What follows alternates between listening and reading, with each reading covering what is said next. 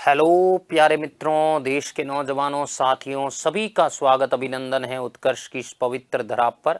Most welcome, most welcome, most welcome.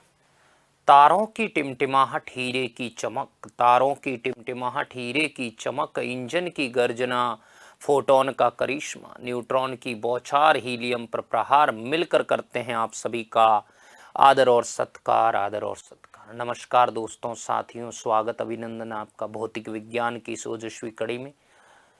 जैसा कि आप सभी देख पा रहे हैं कि हम एक नए अध्याय की रचना करने में, नए अध्याय की नींव रखने के लिए आज आपके सामने उपस्थित हुए हैं। परमाणु या परमाणु भौतिकी अध्याय नंबर 12 आज हम प्रारंभ करने जा रहे हैं।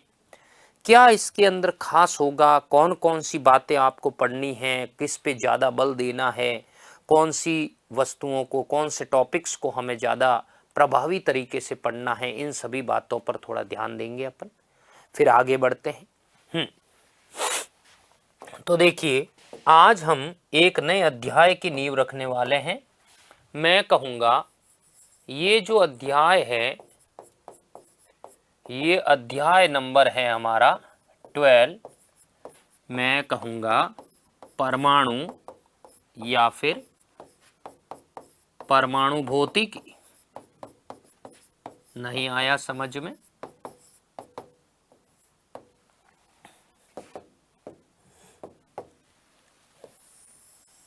जरा सुनिए। मैं कहूँगा जो अध्याय नंबर हमारा 12 है मित्रों, ये एनसीईआरटी के अकॉर्डिंग है। हो सकता है अगर हमारे साथ कोई स्टेट बोर्ड का अगर विद्यार्थी है तो उसके लिए उसके अंदर क्रमांक ये 13 भी हो सकता है और 14 भी हो सकता है। कई किताबों में स्टेट बोर्ड के अकॉर्डिंग इसका अंक जो नंबर है वो अलग अलग दिया जाता है। इन बातों पर आपको विशेष थोड़ी चर्चा हम करेंगे। फिर देखिए जरा दूसरी बात, परमाणु और परमाणु भौतिकी की अगर मैं बात करूं तो इसके अंदर हम क्या पढ़ने वाले हैं और ये क्या होता है। देखिए, परमाणु मित्रों अपने आप में बहुत महत्वपूर्ण शब्द रखता है। प्रकृति की जितनी भी रचनाएं हैं उन सभी के अंदर हम कहेंगे परमाणु पाया जाता है। मैं अगर बात करूं तो इस चैप्टर के अंदर जो, जैसा कि अपन शुरू से पढ़ते आए हैं, अपनी एक परंपरा रही है कि चैप्टर प्रारंभ होने से पहले ही मैं विद्यार्थियों के लिए महत्वपूर्ण टॉपिक बता देता हूं कि भाई इस चैप्टर में आपको महत्वपूर्ण टॉपिक कौन कौन से पढ़ने हैं। जरा देखो, इस टॉपिक के अंदर जो महत्वपूर्ण टॉपिक आपको पढ़ने हैं, कुछ इंपॉर्टेंट टॉपिक्स अपन को पढ़ने हैं, वो क्या हैं देखिएगा।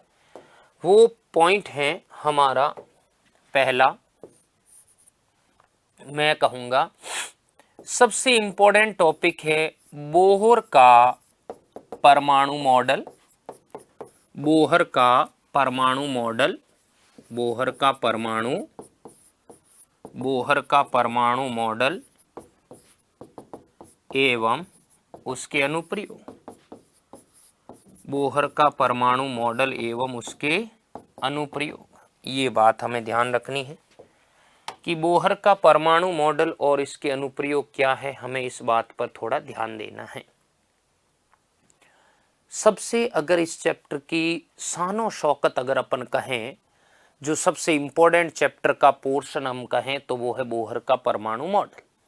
इसके अलावा जो इंपॉर्टेंट टॉपिक जो हर बार एग्जाम में पूछा जाता है वो ये है, वो है बोर के क्वांटीकरण की व्याख्या।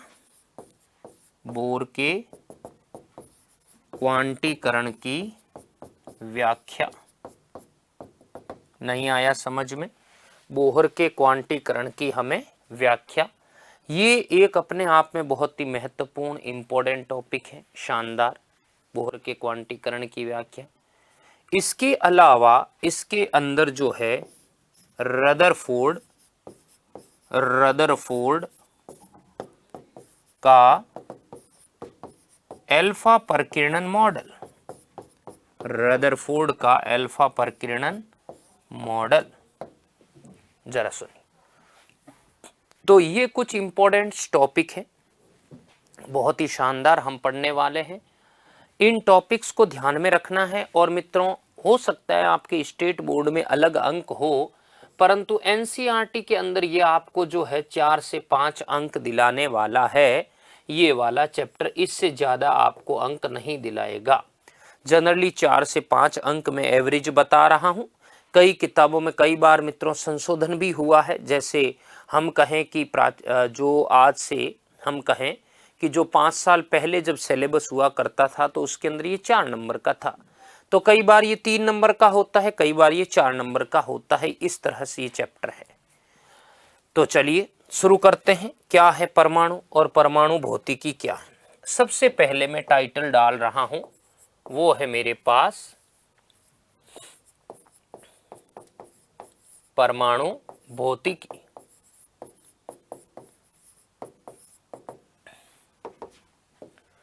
परमाणु भौतिकी की अगर बात करूं मित्रों तो ये आधुनिक भौतिकी की एक शाखा है। परमाणु भौतिकी के अंदर हम क्या पढ़ते हैं, जिसमें ये भौतिक विज्ञान की एक विशेष शाखा है जिसके अंदर हम परमाणु के आकार, परमाणु की संरचना, परमाणु की त्रिज्या, परमाणु से संबंधित विभिन्न वैज्ञानिकों के मॉडल जैसे Thomson model, Rutherford model, Bohr model, Sommerfeld model, इन सभी की चर्चा करते हैं। और परमाणु के बारे में अगर विस्तृत हम जानकारी क्या करते हैं, प्राप्त करते हैं, तो ऐसी भौतिक विज्ञान की शाखा को हम क्या नाम देते हैं, परमाणु भौतिकी नाम देते हैं। तो जरा सुनिए, मैं कहूंगा भौतिक विज्ञान की वह शाखा, भौतिक विज्ञान की वह शाखा, भौतिक विज्ञान की वह शाखा जिसमें, भौतिक विज्ञान की वह शाखा जिसमें परमाणु का आकार, जिसमें परमाणु का आकार कौमा परमाणु की संरचना, परमाणु का आकार कौमा परमाणु की संरचना, परमाणु से संबंधित, परमाणु से संबंधित, परमाणु से संबंधित विभिन्न वैज्ञानिकों के model,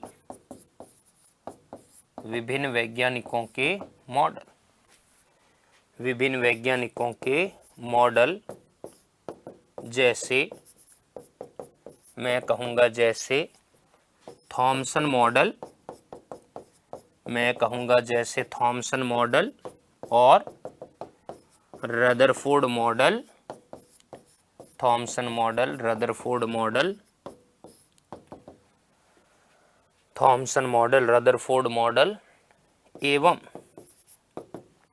Thompson model, Rutherford model एवं बोहर मॉडल आदि का अध्ययन किया जाता है। क्या किया जाता है? आदि का अध्ययन किया जाता है, आदि का अध्ययन किया जाता है। उस शाखा को अपन क्या नाम देते हैं? उस शाखा को हम परमाणुवीय भौतिकी कहते हैं। अब हम बात करते हैं कि परमाणु क्या है। जरा जरा जरा सुनिए सुनिए सुनिए सुनिए, परमाणु को हम क्या कहते हैं? एटम। परमाणु को हम क्या कहेंगे? जरा एटम सुनिए। हम ये जानते हैं कि बहुत ही अहम परिभाषा है इसकी कि प्रत्येक पदार्थ छोटे छोटे सूक्ष्म कणों से मिलकर बना होता है, जिन्हें हम क्या नाम देते हैं? उन्हें हम परमाणु नाम देते हैं। हम बात करेंगे कि परमाणु क्या है, कि परमाणु प्रत्येक पदार्थ जो है छोटे छोटे सूक्ष्म कणों से जो मिलकर बनता है उन्हें परमाणु कहते हैं। परमाणु का समस्त धनावेश और द्रव्यमान एक सूक्ष्म स्थान पर केंद्रित होता है जिसे नाभिक कहा गया। तो नाभिक पर तो हम नहीं जाएंगे, नाभिक तो हालांकि हम पढ़ चुके हैं। तो अगर मैं कहूं कि परमाणु की जो त्रिज्या है वो 10 की घात जो है मैं कहूंगा -10 मीटर माना गया है। नाभिक की जो त्रिज्या है वो 10 की घात -15 मीटर माना गया। दूसरी बात ये भी परिकल्पनाओं में सुनने को मिलता है कि परमाणु विद्युत उदासीन है। विद्युत उदासीन होने का मतलब है कि परमाणु में जितना धनावेश है उतना ऋणावेश भी है। अर्थात मैं ये कहूंगा कि जितना पॉजिटिव चार्ज अगर 10 कूलाम है तो उतना नेगेटिव चार्ज -10 कूलाम है, अर्थात वो विद्युत उदासीन है। टोटल आवेश क्या है, शून्य है, विहीन है। तो यहां तक हमें समझ आया कि परमाणु क्या है, विद्युत उदासीन है। अब हुआ क्या, जे थॉमसन ने जब कैथोड किरणों का आविष्कार किया तो उन्होंने ये बताया कि परमाणु के अंदर क्या पाया जाता है। परमाणु के अंदर जो है हम कहेंगे परमाणु के अंदर जो है एक तरह से उन्होंने बताया कि वो जो है एक तरह से धनावेशित गोला है। ठीक है, उन्होंने बोला कि वो एक तरह से धनावेशित गोला है। परंतु थॉमसन ने बाद में ये भी स्पष्ट किया, ये खोज पहले से हो चुकी थी कि परमाणु विद्युत उदासीन है। तो बाद में जो उन्होंने परिकल्पनाएं की कि परमाणु विद्युत उदासीन है, धनावेशित गोला है, ठीक है, और बाद में उसी धनावेश को बैलेंस करने के लिए उन्होंने अपने आप को मजबूर किया, अपने आप के लिए अपने कथन के अंदर एक और कथन को जोड़ा कि बिल्कुल परमाणु विद्युत उदासीन है, परंतु हम कहेंगे कि जो धनावेश है उसको संतुलित करने के लिए ऋणावेश के रूप में इलेक्ट्रॉन भी विद्यमान होते, इस बात को संतुलित कर दिया अपनी बातों से। तो कैथोड किरणों की खोज के पश्चात भी उन्होंने ये बोला कि परमाणु जो है वो विद्युत उदासीन है, जितना धनावेश है उतना ऋणावेश होता है। दूसरी बात, एक और तथ्य है, वो ये है कि परमाणु के अंदर क्या बोला गया, जो ऋणावेशित भाग है उसका जो द्रव्यमान है वो 10⁻⁻15 है, 10⁻⁻15 है। तो ऐसी परिस्थिति में ये हमें कहा गया कि अगर 10⁻⁻15 जो कि कम है तो फिर पीछे वाला द्रव्यमान किसका है। सवाल तो उठती है ना। सवाल ये है कि परमाणु विद्युत उदासीन है, ये बात थॉमसन ने भी बोली। कैथोड किरणों के बाद भी ये खोज हुई कि भाई धनावेश है और उसको संतुलित करने के लिए ऋणावेश के रूप में इलेक्ट्रॉन भी होते। दूसरा, द्रव्यमान के संदर्भ में एक तर्क दिया। क्या तर्क था वो? तर्क ये था कि परमाणु के अंदर जो ऋणावेशित भाग है उस ऋणावेशित भाग का जो द्रव्यमान है वो 10⁻⁻15 है, जो वास्तविक रूप से कम है। तो पीछे वाला फिर द्रव्यमान किसका है? तो फिर उन्होंने अनुमान लगाया कि अच्छा, परमाणु विद्युत उदासीन है, अर्थात उस ऋणावेश को बैलेंस करने के लिए वहां पर धनावेश भी है, तो जो शेष द्रव्यमान है वो धनावेश का शामिल किया जा रहा है। तो यहां से पता चलता है कि परमाणु पूरी तरह से क्या है, विद्युत उदासीन है। इस बात की पुष्टि यहां पर पूरी तरह से हो जाती है। तो देखिए, दो तर्क आपको समझ में आने चाहिए। दूसरी बात मैं और विद्यार्थियों आपको बताना चाहूंगा कि ये चैप्टर जो है वो थियोरेटिकल है। ये न्यूमेरिकल और डेरिवेटिव कब बनेगा? बोहर मॉडल से बनेगा, उससे पहले नहीं बनेगा। मैं ये कहना चाहता हूं कि परमाणु विद्युत उदासीन है, इसके बारे में वैज्ञानिकों के दो कथन या दो मत है। पहला कथन या पहला मत ये है कि जे थॉमसन ने कैथोड किरणों की खोज के पश्चात ये बोला कि परमाणु जो है वो धनावेशित होता है। बाद में अपनी इस बात को संतुलित करने के लिए उन्होंने ये कहा कि हाँ, वो धनावेशित तो होता है, पर इस धनावेश को संतुलित करने के लिए वहां इलेक्ट्रॉन ऋणावेश के रूप में उपस्थित होते हैं। इसका मतलब वो ये कहना चाह रहे हैं कि वो विद्युत उदासीन है।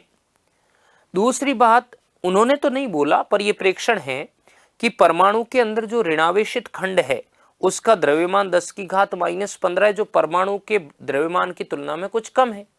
तो फिर पीछे वाला द्रव्यमान किसका है? पीछे वाला द्रव्यमान जो है वो धनावेश का है। तो उस धनावेश अगर परमाणु के अंदर है, इसका मतलब परमाणु विद्युत उदासीन है। यहां से जे थॉमसन जी को मौका मिल गया क्या? एक मॉडल देने का। ये वो मॉडल नहीं है जो एक आर्किटेक्चर बनाता है, ये वो मॉडल नहीं है। यहां इस पूरे चैप्टर में मॉडल का मतलब होगा एक की गई परिकल्पना, एक बात कि उनके अनुसार ऐसा होना चाहिए। अब जरा सुनिए, जे थॉमसन जी ने परमाणु से संबंधित क्या किया, एक मॉडल का प्रतिपादन किया, और उस मॉडल को आज भी इतिहास के अंदर पल्म पुडिंग मॉडल कहा जाता है। क्या बोला उन्होंने? उन्होंने बोला कि परमाणु जो है वो धनावेशित ठोस गोला होता है। दो शब्दों को बहुत जोर से बोला उन्होंने, परमाणु धनावेशित और ठोस गोला होता है। धनावेशित भी होता है और ठोस भी होता है। ठीक है। उन्होंने ये कहा कि वो गोला धनावेशित है, उसके अंदर धनावेश ऑलरेडी है, परंतु इस धनावेश को बैलेंस करने के लिए उसके अंदर इलेक्ट्रॉन जो है वो इस प्रकार से बिखरे होते हैं जैसे किसी तरबूज में बीज या पुडिंग में पल्म। पल्म का मतलब होता है आलू बुखारे और पुडिंग का मतलब होता है टोकरी। तो ये ब्रिटिश साइंटिस्ट थे, इसलिए वहां आलू बुखारों का बहुत चलन है मित्रों। बड़े ही खट्टे मीठे निराले अंदाज से खाए जाते हैं। और दूसरी खास बात यह है कि वहाँ बागानी खेती बहुत ज़्यादा होती है, तो बागानी खेती में ये फल जो है बहुत ज़्यादा मिलते हैं। तो जो भी मित्रगण सुबह सुबह पार्क में जाते हैं तो आलू बुखारे बहुत ज़्यादा झड़े रहते हैं। तो आप अगर हिमालय साइड अपने हिमाचल वगैरह में जाओगे तो यहाँ भी आलू बुखारे बहुत ज़्यादा प्रचलित है। तो उन्हीं को देखते हुए उन्होंने एक परिकल्पना की कि जिस तरह से आलू बुखारे टोकरी में व्यवस्थित होते हैं वैसे के वैसे उस धनावेशित गोले में इलेक्ट्रॉन बिखरे होते जैसे तरबूज में बीज के समान। बहुत बढ़िया, अभिनंदन है इन कथनों का, इससे हमें कुछ जानकारी मिली परमाणु के बारे में। मैं ये लिख देता हूं, आशा करूंगा आपको बहुत आनंद के साथ समझ आया होगा। चलिए मैं कहूंगा हम जानते हैं कि बरसों हम जानते हैं कि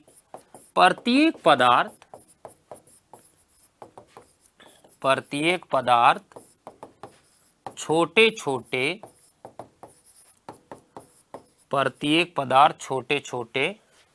सूक्ष्म कणों से मिलकर बना होता है। सूक्ष्म कणों से मिलकर बना होता है, जिन्हें क्या कहा जाता है? जिन्हें परमाणु कहा जाता है। परमाणु कहा जाता है। मैं कहूंगा परमाणु का समस्त धनावेश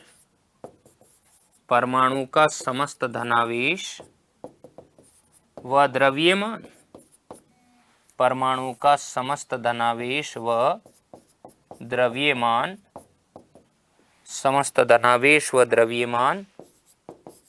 सूक्ष्म स्थान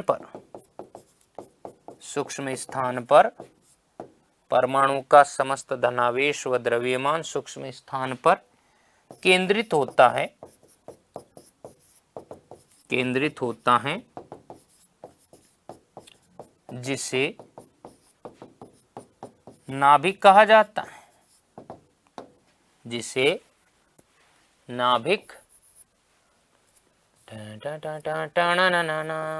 क्या कहा जाता है? जिसे नाभिक कहा जाता है। कोई दिक्कत है किसी को? परमाणु की त्रिज्या कितनी मानी गई है जरा मुझे ये बताओ जल्दी से। यस, मैं कहूंगा परमाणु की त्रिज्या 10⁻⁻10 मीटर व नाभिक की त्रिज्या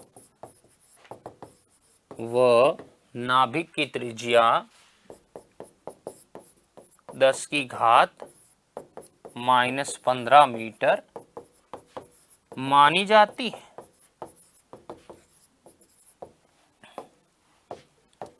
आगे बढ़ते हैं। मैं कहूंगा परमाणु विद्युत उदासीन होता है। परमाणु क्या होता है भाई? परमाणु विद्युत उदासीन होता है। परमाणु विद्युत उदासीन होता है। परमाणु विद्युत उदासीन होता है मतलब अर्थात परमाणु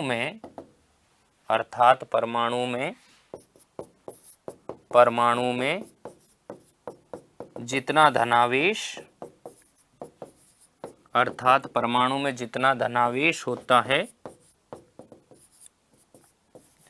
उतना ही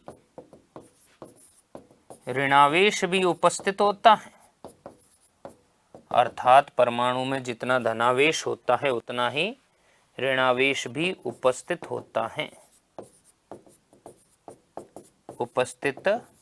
होता है। इसका मतलब है कि परमाणु विद्युत उदासीन है।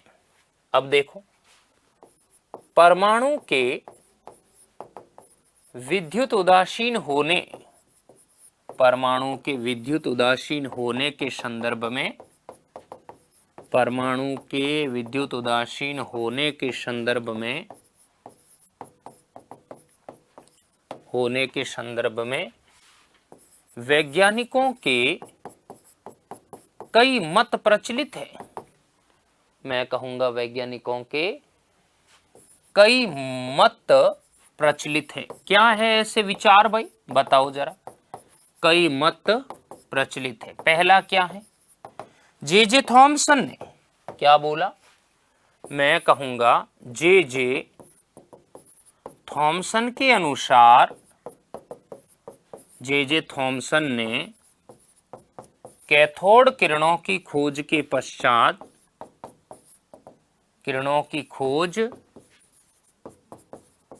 कैथोड किरणों की खोज के पश्चात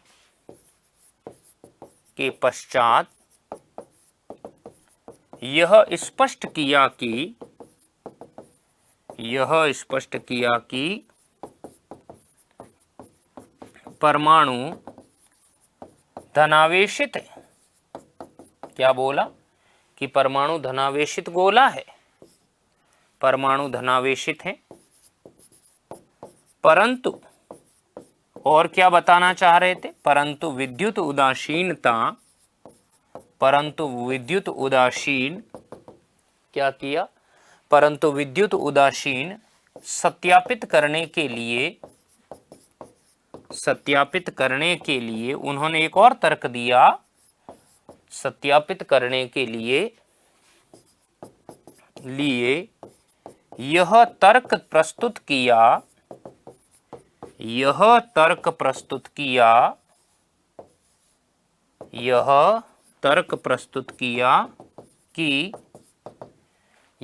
प्रस्तुत किया कि उस धनावेश को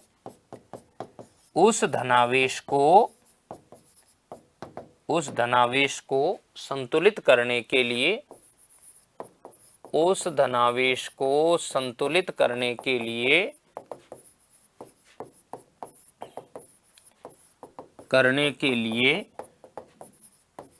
ऋणावेश के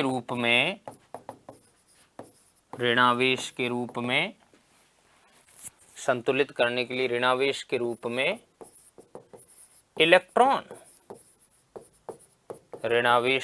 में इलेक्ट्रॉन भी उपस्थित होते हैं। आया समझ में? मैं कहूंगा ऋणावेश के रूप में इलेक्ट्रॉन भी क्या होते हैं, उपस्थित होते हैं। चलिए भाई, बात समझ में आ गई इतनी तो। एक और क्या कथन है, एक कथन और है। मैं कहूंगा परमाणु में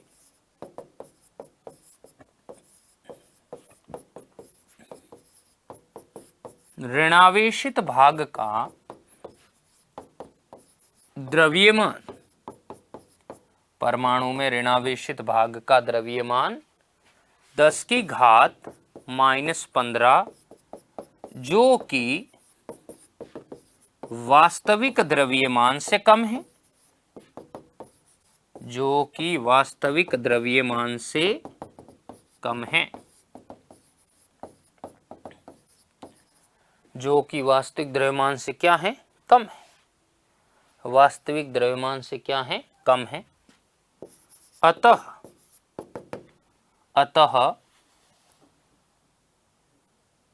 मैं कहूंगा, अतः शेष द्रव्यमान किसका हुआ, शेष द्रव्यमान किसका हुआ, उस धनावेश का या धनावेश का जो परमाणु के अंदर शामिल है। अतः शेष द्रव्यमान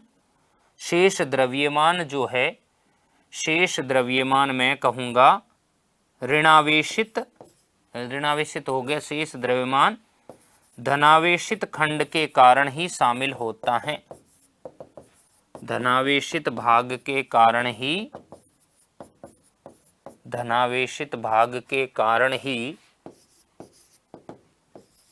सम्मिलित होता है।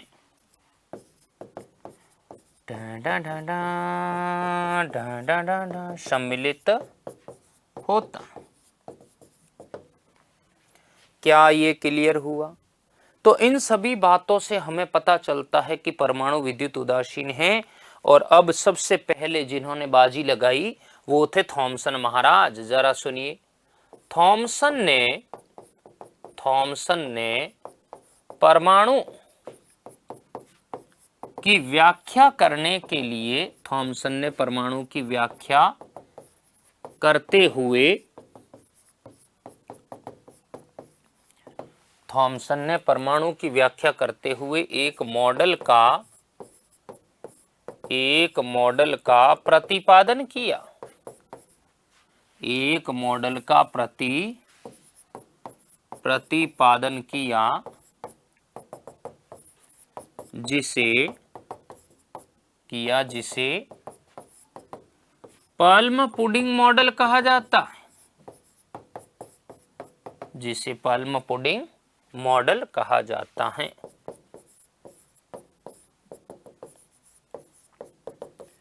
जिसे पल्म पुडिंग मॉडल कहा जाता है। जरा सुन लो, यहां तक तो हमें समझ आ गया। अब मैं इस पल्म पुडिंग मॉडल के बारे में बात कर रहा हूं। मैं कहूंगा थॉमसन का परमाणु मॉडल। क्या बात कर रहा हूं मैं कहूंगा थॉमसन का परमाणु मॉडल। जरा देखो, थॉमसन का परमाणु मॉडल ये क्या है सुनिए। अगर मैं थॉमसन के परमाणु मॉडल की बात करूं तो ये क्या कहता है, मैंने अभी बोला, थॉमसन ने ये बोला कि परमाणु जो है वो एक धनावेशी ठोस गोला है, अर्थात उसके अंदर धनावेश तो पहले से विद्यमान है। उस धनावेश को संतुलित करने के लिए, बैलेंस करने के लिए ऋणावेश के रूप में वहां इलेक्ट्रॉन इस तरह से बिखरे होते हैं जैसे किसी तरबूज में बीज या पुडिंग में पल्म। इसलिए इसका नाम पड़ गया पल्म पुडिंग मॉडल। तो कैसे, मैं जरा बताने वाला हूं आपको। इस प्रकार मैं कहूंगा उन्होंने ये बोला कि परमाणु जो है वो क्या है, ऐसा धनावेशित ठोस गोला है। कहने का मतलब इसे आप धनावेश तो मान ही लो, धनावेश तो ये वाइट पूरा धनावेश है। इसके अंदर उन्होंने बोला कि इस धनावेश को संतुलित करने के लिए कौन विद्यमान होते हैं। इस धनावेश को संतुलित करने के लिए ऋणावेश के रूप में, मैं कहूँगा ऋणावेश के रूप में कौन होते हैं, ऋणावेश के रूप में इलेक्ट्रॉन विद्यमान होते हैं। ठीक है, तो मैं कहूँगा ये इलेक्ट्रॉन आपको दिख रहे हैं ऋणावेश के रूप में। यहाँ पर क्या होते हैं, इलेक्ट्रॉन विद्यमान होते हैं। तो ये इस बिखरे हुए धनावेश या ठोस गोले के अंदर उपस्थित धनावेश को क्या करता है, संतुलित करता है, ये ऋणावेश जो इलेक्ट्रॉन है। तो पहली बात थॉमसन ने बोला ये परमाणु क्या है, धनावेशित ठोस गोला। क्या बोला थॉमसन ने कि परमाणु क्या है, धनावेश ठोस गोला है। और ये जो आप देख पा रहे हैं वो क्या है, वो मैं कहूँगा ऋणावेश के रूप में इलेक्ट्रॉन है। मैं कहूँगा ऋणावेशित इलेक्ट्रॉन, ऋणावेशित इलेक्ट्रॉन। कोई दिक्कत है, ये क्या है, ऋणावेशित इलेक्ट्रॉन है। तो इस तरह से उन्होंने व्याख्या की कि परमाणु धनावेशी ठोस गोला होता है जिसके अंदर ऋणावेश के रूप में इलेक्ट्रॉन इस तरह से बिखरे होते हैं। चलिए, आशा करता हूं आपको समझ आया। आगे बढ़ते हैं हम।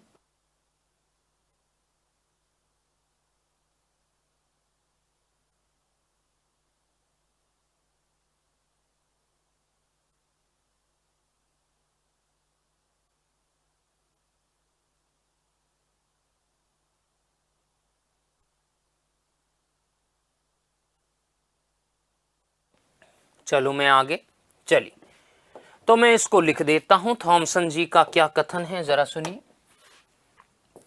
मैं कहूंगा थॉमसन के अनुसार थॉमसन के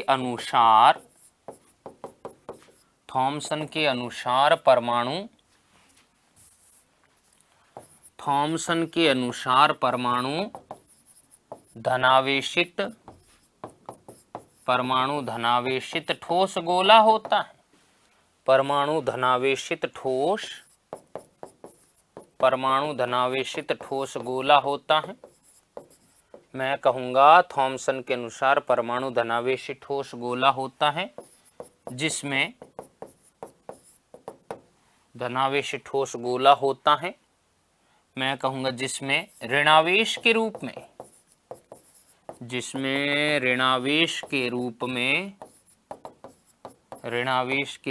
इलेक्ट्रॉन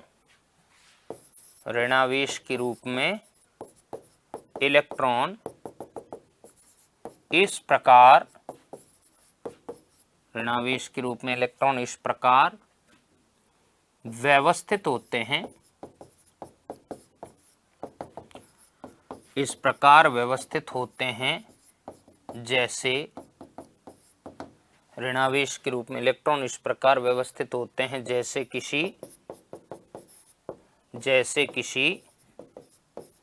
तरबूज में बीज, या फिर मैं कहूँगा तरबूज में बीज या फिर पुडिंग में पल्म।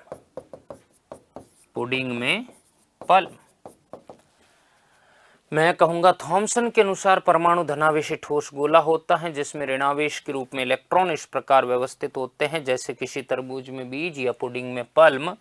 इस कारण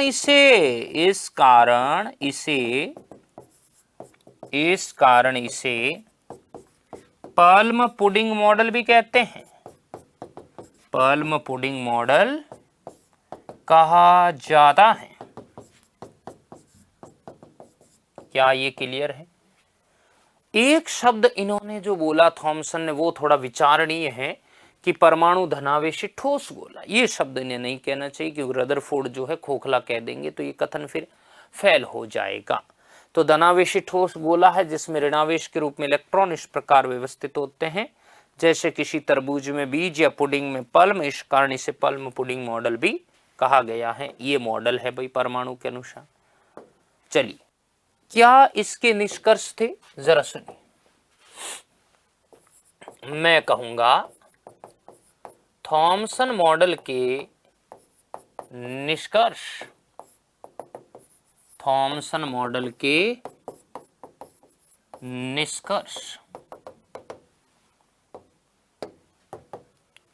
जरा देखो थॉमसन मॉडल के निष्कर्ष क्या है। देखिए, उन्होंने अपनी सोच को और एग्रेसिव बनाते हुए ये कहा कि इलेक्ट्रॉन तो यूं ही बिखरे रहते हैं, वो धनावेश को संतुलित करने के लिए हैं। तो इस बात को उन्होंने उठाते हुए ये बोला कि अगर कोई धात्विक पृष्ठ है तो आप जानते धात्विक पृष्ठ के अंदर मुक्त इलेक्ट्रॉन होते हैं, बिखरे होते हैं। इसका फायदा उठाया उन्होंने कि धात्विक पृष्ठ के अंदर जो मुक्त इलेक्ट्रॉन होते हैं, और अगर मैं कहूं कि किसी धात्विक पृष्ठ पर किसी प्रकाश पुंज को गिराया जाता है, आपतित किया जाता है, तो वहां से इलेक्ट्रॉन को आसानी से बाहर निकाला जा सकता है। समझ आई बात?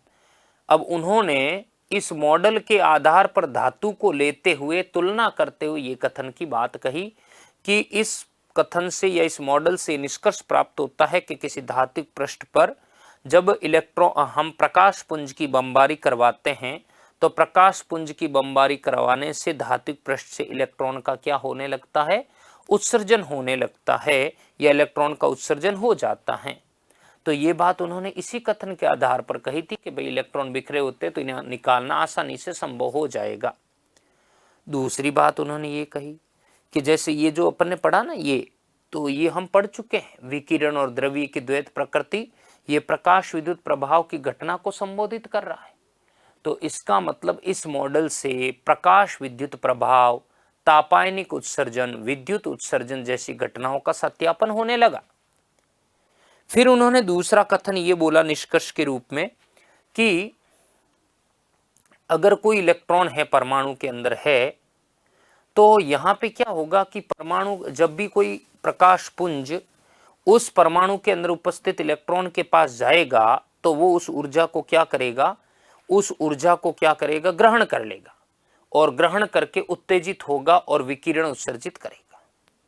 बस ये सबसे बड़ी भूल कर दी उन्होंने, विकिरण उत्सर्जित करेगा ये शब्द तो कह दिया, ये शब्द तो कह दिया, परंतु यहां आगे उन्होंने कुछ नहीं बोला। उन्होंने इतना ही बोला कि अगर प्रकाश पुंज इन इलेक्ट्रॉन के पास जाएगा तो ये प्रकाश पुंज की ऊर्जा को ले लेंगे, उत्तेजित होंगे और विकिरण उत्सर्जित करेंगे। परंतु उन्होंने ये नहीं कहा, क्या नहीं कहा, उन्होंने ये नहीं कहा जो रदरफोर्ड ने बोला। रदरफोर्ड ने ये बोला कि इलेक्ट्रॉन उत्तेजित होकर क्या करता है, विकिरण उत्सर्जित करता है और इन विकिरणों से संबंधित स्पेक्ट्रमी रेखाएं होती है लाइमन बामर पाश्चन वाली श्रेणियों के अंदर। इन स्पेक्ट्रमी रेखाओं के बारे में उन्होंने कोई अभिधारणा प्रस्तुत नहीं की। यहां तक कह दिया उन्होंने विकिरण उत्सर्जित करता है, स्पेक्ट्रमी रेखाओं के बारे में कोई चर्चा नहीं की। उनकी तीव्रता कितनी, ऊर्जा कितनी है, ये बात भी इन्होंने नहीं बोली। दूसरी इनकी कमी ये भी थी, हालांकि हम पढ़ तो निष्कर्ष रहे थे, कमियां भी बता रहा हूं। दूसरी कमी ये थी कि रदरफोर्ड के अल्फा परकिरणन प्रयोग के बारे में भी इन्होंने कोई जानकारी प्रस्तुत नहीं की। क्यों नहीं की? क्योंकि रदरफोर्ड के अल्फा परकिरणन से परमाणु खोखला गोला सिद्ध हो रहा था और इन्होंने क्या बोल दिया था, ठोस। तो बताइए ऐसी बात वो क्यों बोलेंगे कि जिससे खुद का कथन ही गलत हो जाए। तो ऐसी बात तो बोलने से रहे। तो रदरफोर्ड तो कह रहे खोखला है, अब ये कह रहे हैं धनावेशित और ठोस है। तो अपनी बात को तो भाई कौन, आप भी जानते हैं हमेशा कोई नहीं वही रखने वाला है। तो उन्होंने इस बात को क्या, शांति बस ठोस है, ठोस है, क्लियर। तो इस तरह से अपनी बात के प्रबलता को उन्होंने स्थापित किया, रदरफोर्ड के अल्फा परकिरणन मॉडल को उजागर नहीं होने दिया। तो ये इनके निष्कर्ष और कमियां थी, मैं अभी लिख देता हूं। पहला, मैं कहूंगा किसी धात्विक पृष्ठ पर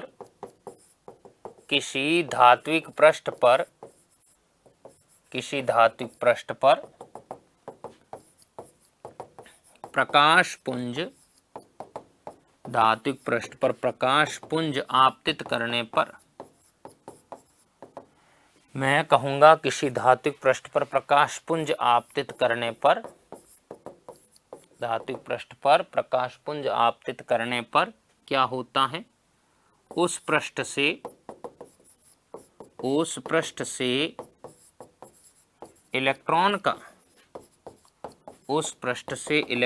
का उत्सर्जन, मैं कहूंगा उस पृष्ठ से इलेक्ट्रॉन का उत्सर्जन प्रारंभ हो जाता है, प्रारंभ हो जाता है। इस कथन के आधार पर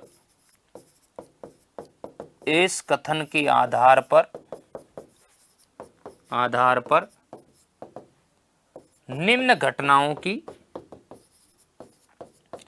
इस कथन के आधार पर निम्न घटनाओं की व्याख्या, निम्न घटनाओं की व्याख्या संभव हुई, व्याख्या संभव हुई। जरा सुनिए वो घटनाएं कौन कौन सी थी। देखिए, पहली घटना थी, वो थी मेरे पास प्रकाश विद्युत प्रभाव,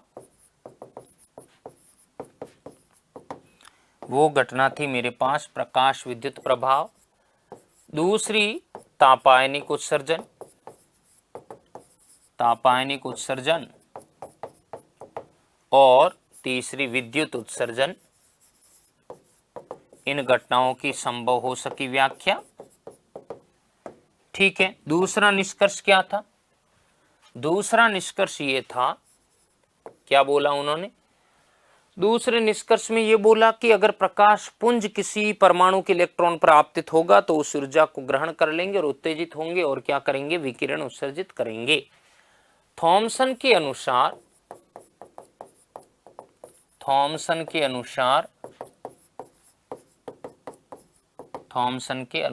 क्या होगा, जब प्रकाश पुंज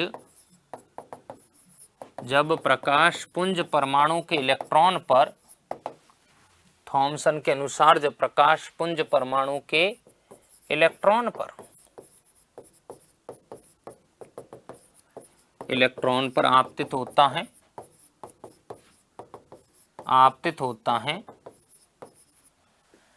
थॉमसन के अनुसार जब प्रकाश पुंज परमाणु के इलेक्ट्रॉन पर आपतित होता है तो यह प्रकाश पुंज की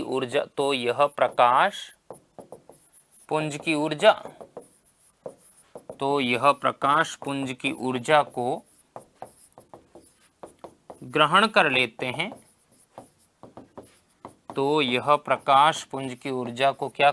ग्रहण कर लेते हैं और उत्तेजित होकर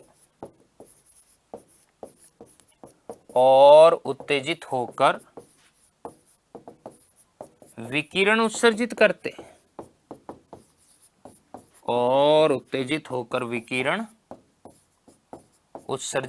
हैं। ठीक है भाई, हम समझ गए। ये तो थे इनके निष्कर्ष। आओ किसमें, कमियां में। मैं कहूंगा थॉमसन मॉडल की कमियां।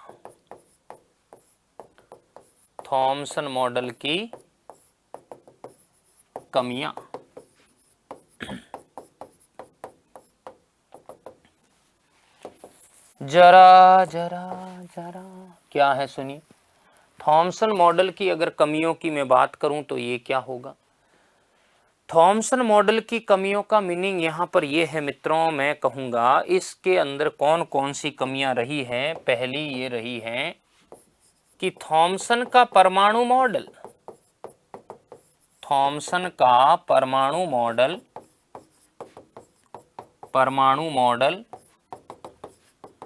स्पेक्ट्रमी रेखाओं की व्याख्या नहीं करता है।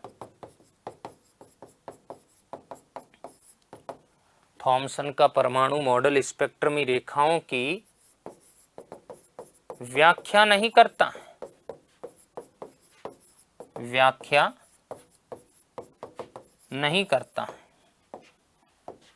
जरा सुनिए, थॉमसन ने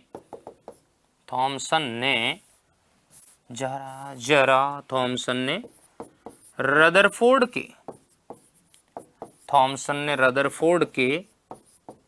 अल्फा प्रकीर्णन मॉडल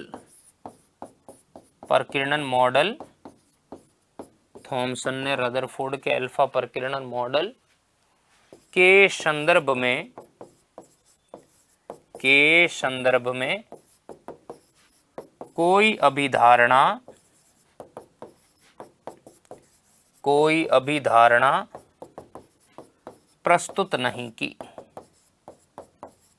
ये सबसे बड़ी इनकी क्या रही थी, कमियां रही थी। तो मित्रों, मैं आशा करता हूं ये बात आपको बेहतर तरीके से समझ आई। मैं आगे बढ़ूंगा और मैं बात करूंगा किसके बारे में, मैं रदरफोर्ड मॉडल के बारे में आगे बढ़ रहा हूं।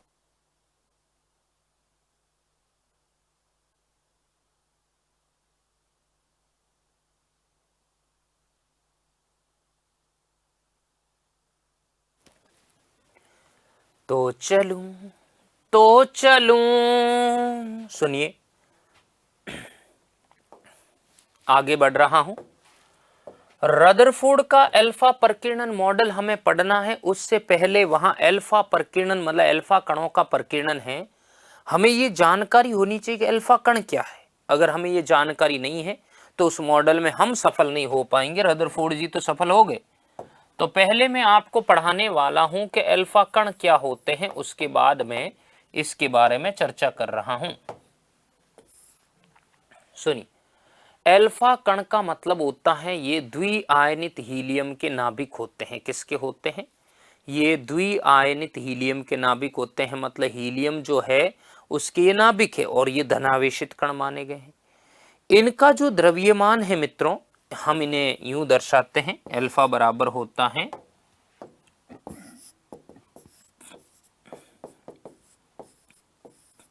अल्फा बराबर होता है 2He4।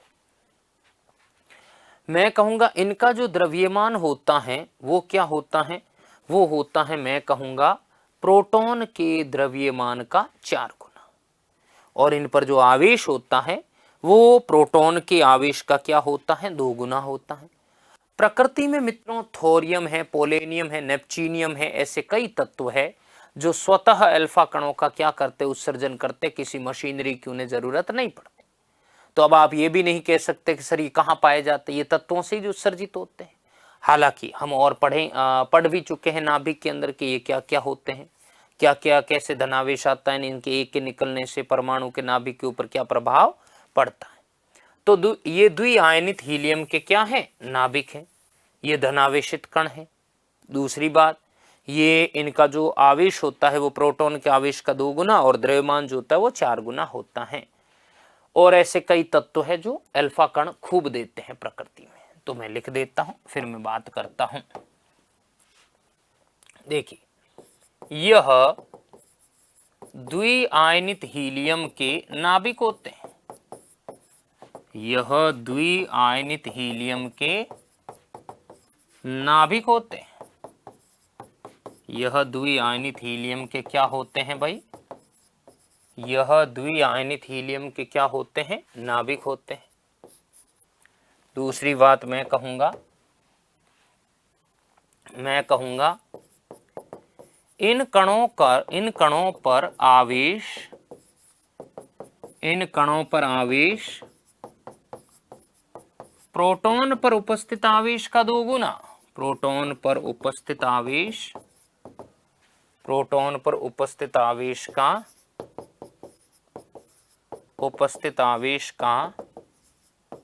2 गुना, प्रोटॉन पर उपस्थित आवेश का क्या होता है, 2 गुना होता है। द्रव्यमान कितना होता है बताओ जरा जल्दी से। मैं कहूंगा इन कणों का द्रव्यमान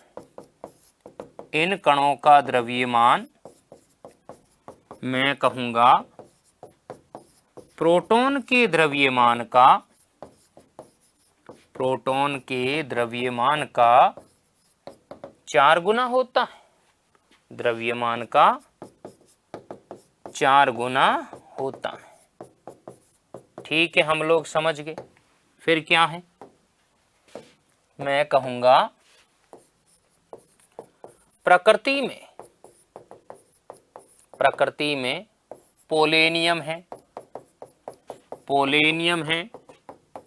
थोरियम है, प्रकृति में पोलेनियम है, थोरियम आदि कई तत्व क्या करते हैं, आदि कई तत्व अल्फा कण स्वतः उत्सर्जित करते हैं, अल्फा कण स्वतः उत्सर्जित करते हैं। तो मित्रों याद रहेगा, प्रकृति में पोलेनियम, थोरियम आदि कई तत्व है जो अल्फा कण क्या करते हैं, स्वतः उत्सर्जित करते हैं। ये बात तो आपको यहां समझ आ गई। अब अपन पढ़ते हैं रदरफोर्ड का अल्फा परिकिरण मॉडल। क्या बोला इन्होंने, देखिए रदरफोर्ड जी ने क्या किया। सबसे पहले मैं डायग्राम बना देता हूं, डायग्राम से समझाता हूं कि उन्होंने ऐसा क्या किया।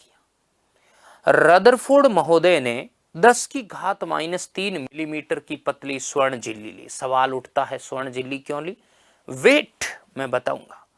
10⁻³ मिलीमीटर की पतली स्वर्ण झिल्ली को लिया और उस स्वर्ण झिल्ली के ऊपर अल्फा कणों की बौछार करवाई। अल्फा कणों की बौछार करवाकर उन्होंने देखा कि कुछ अल्फा कण तो स्वर्ण झिल्ली में से सीधे गुजर गए, ठीक, कुछ अल्फा कण तो स्वर्ण झिल्ली में से सीधे गुजर गए। कुछ अल्फा कणों ने क्या किया, अधिक कोण से कुछ परिकिरणित भी हुए, मैं कहूंगा विक्षेपित हुए अधिक कोण से। और उन्होंने देखा कि लगभग 10,000 अल्फा कणों में से एक अल्फा कण वापस भी लौट के आया। तो ये सब तो अपन बातें पढ़ेंगे ही। उन्होंने ये बोला कि स्वर्ण झिल्ली में से कुछ अल्फा कण जो भिन्न भिन्न कोणों से या सीधे गुजरते हैं वो जाकर पीछे जिंक सल्फाइड से लेपित एक पर्दा होता है, उस पर्दे के ऊपर वो गिरते हैं। तो जैसे ही पर्दे पर गिरते तो वहां चमक उत्पन्न होती, प्रस्फुरण उत्पन्न होता है। जैसे ही वहां चमक उत्पन्न होती है तो वहां पे एक प्रस्फुरण गणित्र होता है, उस गणित्र के माध्यम से ये पता चल जाता कि यहाँ यहाँ अल्फा कण आया है और वो कितने कितने कोण से आया। फिर उन कोणों को देखते हुए उन्होंने ऑब्जर्वेशन लिए कि अच्छा अच्छा ये कोण से ये विक्षेपित हुए। तो उनकी व्यवस्था कैसी थी वो मैं बता रहा हूं। उससे पहले सुनिए, सोने की पन्नी लेने का मूल कारण ये होता है कि सोने का नाभिक भारी होता है। जैसे मैं कहूं एक ये दीवार है, मैं अगर लात मारता हूं इसके ऊपर, अगर मैं पांव से हिट करता हूं इसको, तो दीवार तहस नहस हो जाती है। तो बताइए फिर हम कहेंगे अगर इस दीवार के ऊपर कोई भारी पदार्थ गिरेगा तो जाहिर सी बात है दीवार तो टूट जाएगी। सोने का नाभिक भारी होने का मतलब यह है कि इस दीवार के ऊपर अगर अल्फा कण आएगा ना तो दीवार उसे फेंकेगी। दीवार अल्फा कणों को क्या करेगी, भिन्न भिन्न कोणों से विक्षेपित करेगी, क्योंकि अल्फा कण भी तीव्र वेग से आएंगे। तो वहां स्वर्ण झिल्ली लेने का कारण यही था कि सोने का नाभिक बहुत भारी होता है। दूसरा मित्रों, सोना जो है बहुत ही तन्य पदार्थ है। तन्य का मतलब है उसमें प्रत्यास्थता बहुत ज्यादा है। अगर आप उसे खींच कर छोड़ भी देते हैं तो हम कहेंगे वो वस्तु मूल अवस्था शीघ्रता से धारण कर लेती है। तन्यता ज्यादा होने के कारण इसके उपयोगी उपकरण बनाए जाते हैं। जैसे आप देखते हो कई टीवी सीरियल के अंदर कई एक्ट्रेस होती है, वो यहाँ तक झुमके पहनती है, यहाँ तक उनके झुमके आते हैं। और आप ये भी नोटिस करोगे कि जो टीवी सीरियल्स होते हैं उनके अंदर, जैसे मान लो कोई एक्ट्रेस है वो खाना भी बना रही है ना रसोई में, तो वो भी यूं ऐसे तैयार रहेगी जैसे मान लो अपन शादी पार्टी में जाते कैसे तैयार होते हैं वैसे। मतलब रसोई में खाना बना रहे हैं तो भी ऐसे तैयार है जैसे मान लो पार्टी में गए हैं या पार्टी में आए हैं। मैं तो देख देख के हैरान हो जाता हूँ। मैंने कहा भाई ऐसे कहाँ लोग रहते हैं जो खाना बनाते वक्त भी इतने तैयार रहते हैं। देखो आप यूं झुमके यहाँ तक आ रहे हैं, अगर उन झुमकों को मैं खींच लूँ ना तो कान टूट जाएगा, झुमके नहीं टूटेंगे। यही कारण है कि सोना लेते हैं वहां पे। तो सोने की तन्यता ज्यादा है। दूसरा, रदरफोर्ड ने ये पूरा का पूरा प्रयोग जो है निर्वात में करवाया, वायु में नहीं करवाया। निर्वात में करवाने का मतलब यही था कि वायु के अगर कण वहां पे अगर वायु में उपस्थिति में करवाते तो वायु के कणों की अल्फा कणों से टक्कर हो जाती, तो अल्फा कणों का वेग घट जाता। फिर ये उस वेग से विक्षेपित नहीं होते, उस कोण से विक्षेपित नहीं होते जिनसे हुए हैं। तो एक्चुअल परिणाम प्राप्त करने के लिए उन्होंने सारा प्रयोग निर्वात की उपस्थिति में करवाया। करो थम्सअप जब मिल बैठेंगे हम सब। मैं कहूंगा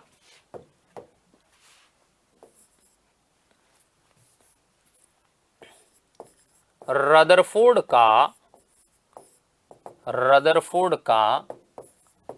अल्फा प्रकीर्णन प्रयोग,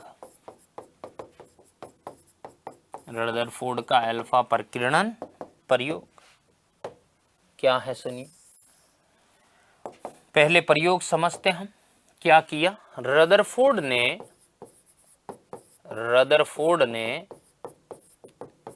10⁻³ मिलीमीटर पतली स्वर्ण झिल्ली पर क्या कर दिया, पतली स्वर्ण झिल्ली पर अल्फा कणों की बौछार करवाकर, अल्फा कणों की बौछार करवाकर क्या किया, करवाकर विभिन्न प्रेक्षण प्राप्त किए, करवाकर विभिन्न प्रेक्षण प्राप्त किए, विभिन्न प्रेक्षण प्राप्त किए। गॉट। आगे की बात सुनो। रदरफोर्ड के अनुसार, रदरफोर्ड के अनुसार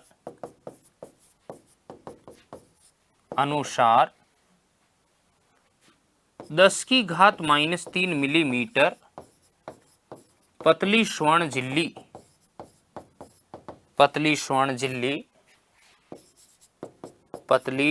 झिल्ली पर अल्फा कण जब आपतित होते हैं तो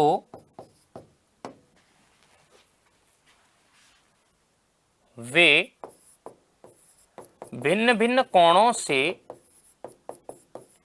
वे भिन्न भिन्न कोणों से विक्षेपित,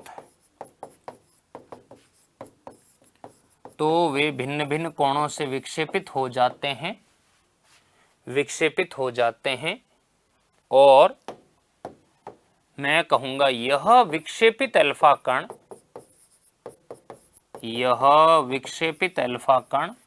कहाँ गिरते हैं? यह विक्षेपित अल्फा कण कहाँ गिरेंगे भाई? यह विक्षेपित अल्फा कण स्वर्ण झिल्ली के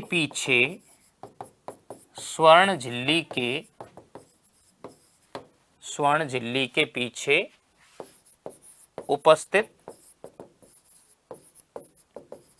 उपस्थित जिंक सल्फाइड, मैं कहूंगा जिंक सल्फाइड से लेपित पर्दे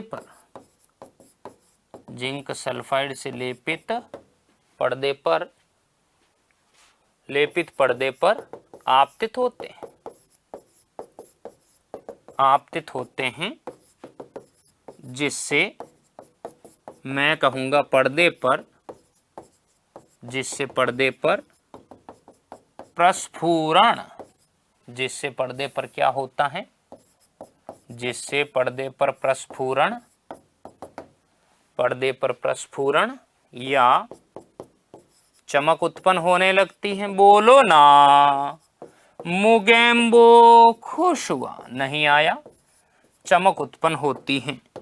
और फिर कौन कैसे मेजर करते हैं? वहां प्रस्फुरण कैलकुलेटर होता है, मैं कहूंगा प्रस्फुरण गणित्र की सहायता से विक्षेपित अल्फा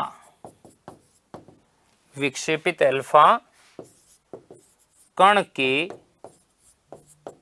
प्रकीर्णन